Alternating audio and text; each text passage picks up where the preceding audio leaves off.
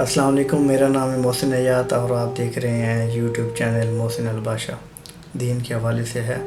آج کا سوال ہے کہ چاند اور سورج کو قیامت والے دن دوزخ میں کیوں ڈال دیا جائے گا؟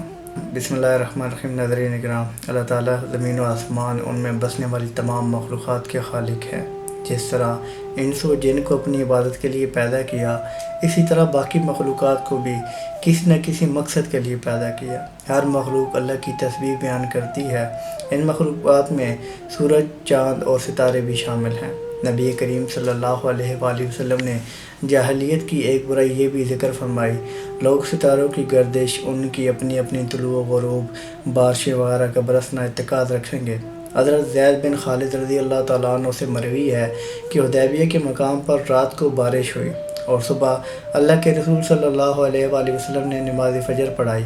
جب آپ صلی اللہ علیہ وسلم نماز سے فارغ ہوئے تو ہماری طرف رخ مبارک پھیر لیا اور پوچھا کہ آپ لوگوں کو معلوم ہے کہ آپ کے رب نے کیا فرمایا؟ ہم نے عرض کی کہ اللہ اور اس کے رسول صلی اللہ علیہ وآلہ وسلم بہتر جانتے ہیں۔ آپ صلی اللہ علیہ وآلہ وسلم نے فرمایا، اللہ تعالیٰ نے فرمایا ہے کہ میرے بندوں نے صبح کی تو مجھ پر ایمان رکھتے تھے اور ستاروں کے منکر تھے، اور جس نے کہا کہ ہم پر فلاں فلاں ستارے بارش برسائی تو ایسے کہنے والا شخص میرا منکر ہے، جبکہ ستاروں پر اعتقاد رکھنے والا ہے۔ نظام فلکی قدرت کا مظہر ہے اور تابع ہے۔ مفہوم بیان کروں کہ سورج اور چاند ستارے اللہ کے حکم سے ایک مقرر، منظم اور منضبط کے تابع بنا دیے گئے ہیں۔ حضرت ابوبکر صدیق رضی اللہ تعالیٰ عنہ سے مروی ہے، طویل حدیث میں ہے کہ اللہ کے رسول صلی اللہ علیہ وآلہ وسلم نے فرمایا کہ سورج اور چاند اللہ تعالیٰ کی قدرت کی نشانیوں میں سے دو بڑی نشانیاں ہیں۔ مفہوم بیان کر رہا ہوں کہ اللہ وہی ذات ہے جس نے سورج کو روشنی کا ذریعہ اور منبع بنایا۔ مفہوم بیان کر رہا ہوں، سورج اپنے مقرر کردہ راستے پر چلتا ہے جو راستہ غالب علم والے یعنی اللہ کی طرف سے مقرر کرتا ہے۔ حضرت ابو ذر رضی اللہ تعالیٰ عنہ سے مروی ہے کہ میں سورج کے غروب کے وقت نبی کریم صلی اللہ علیہ وآلہ وسلم کے پاس مسجد میں بیٹھا ہوا تھا۔ مجھے مخاطب کرتے ہوئے فرمایا، ابو ذر، کیا آپ جانتے ہیں کہ سورج کہاں غروب ہوتا ہے؟ میں نے عرض کیا، اللہ اور اس کے رسول ہی اس بات کو زیادہ بہتر جانتے ہیں۔ آپ صلی اللہ علیہ وآلہ وسلم نے فرمایا، جب غروب ہونے کے لیے اپنے مقام کی طرف چلا جاتا ہے تو زیر عرش اللہ کو سجدہ کرتا ہے۔ سورج کے سجدہ کرنے سے مراد یہ ہے کہ اس کا ہر طلوع غروب اللہ تعالیٰ کی اجازت سے ہوتا ہے اور یہ اس کی اجازت کا تابع ہے۔ اللہ تعالیٰ کی اجازت کا تابع فرما ہونا ہی اس کا سجدہ قرار دیا گیا ہے۔ حضرت نعمان بشیر رضی اللہ تعالیٰ عنہ سے مروی ہے، رسول اکرم صلی اللہ علیہ وآلہ وسلم کے زمانہ مبارک میں سورج گرہن ہوا۔ آپ صلی اللہ علیہ وآلہ وسلم نے فرمایا، لوگوں نے نظریہ بنا لیا ہے سورج اور چاند کو گرہن اس لیے لگتا ہے کہ کسی عظیم شخصیت کی موت واقع ہوئی ہے، حالانکہ یہ حقیقت کے بالکل خلاف ہے۔ سورج اور چاند کو گرہن کسی کی موت و حیات کی وجہ سے نہیں لگتا۔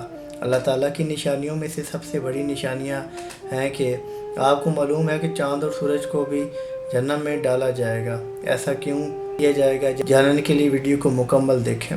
حضرت ابن عباس رضی اللہ تعالیٰ عنہ سے مروی ہے، اس بارے میں شک ہے، جان عشر شام میں برپا ہوگا، تلاوت کر لینی چاہیے۔ مفہوم بیان کر رہا ہوں، رسول پاک صلی اللہ علیہ وآلہ وسلم نے انہیں اس دن فرمایا تھا کہ تم چلے جاؤ، اور انہوں نے پوچھا کہ کہاں؟ تو آپ نے فرمایا کہ ارض محشر کی طرف۔ حضرت معاویہ بن حیدر رضی اللہ تعالیٰ عنہ سے روایت ہے کہ آپ صلی اللہ علیہ وآلہ وسلم نے ارشاد فرمایا کہ تم اس طرف جمع کیے جاؤ گے، اور آپ صلی اللہ علیہ وسلم نے ملک شام کی طرف اشارہ فرمایا۔ حضرت سمرہ بن جندب رضی اللہ تعالیٰ عنہ سے روایت ہے کہ نبی اکرم صلی اللہ علیہ وآلہ وسلم نے فرمایا، تم بیت المقدس کی طرف مشہور ہوگے، پھر تم قیامت میں جمع ہوگے۔ حضرت وہب منبع رحمۃ اللہ علیہ فرماتے ہیں کہ اللہ تعالیٰ نے بیت المقدس سے فرمایا تھا کہ میں تجھ پر اپنا عرش رکھوں گا اور تیری طرف اپنی مخلوق کو محشور کروں گا، اور تیرے پاس داؤد علیہ السلام سوار ہو کر آئیں گے۔ حضرت ابن عمر رضی اللہ تعالیٰ عنہ سے روایت ہے کہ آپ صلی اللہ علیہ وآلہ وسلم نے فرمایا، جو شخص یہ چاہے کہ اپنی آنکھوں سے قیامت کا مشاہدہ کرے تو اسے چاہیے کہ وہ اذا الشمس کوورت و اذا النجوم انکدرت کو پڑھ لے۔ قیامت کے دن ایک منادی ندا کرے گا جس سے یہ سب مخلوقات سنیں گی۔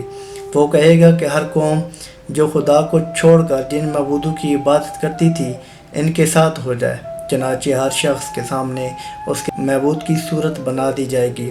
जिस की वो इबादत किया करता था।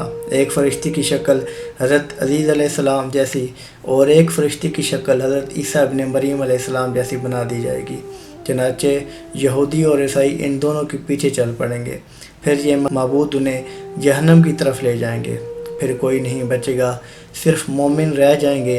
अलबत्ता मोमिनीन में कुछ मुनाफिक भी होंगे। अल्लाह ताला उनके सामने जिस हालत में चाहेंगे ज़हूर करेंगे और फरमाएंगे कि ए लोगो, सब लोग चले गए, तुम भी अपने खुदा के साथ जिसकी तुम इबादत करते थे उसके साथ चले जाओ। तो वो अर्ज़ करेंगे, खुदा की कसम, अल्लाह के सिवा हमारा कोई माबूद नहीं, हम गैर अल्लाह की इबादत नहीं करते थे।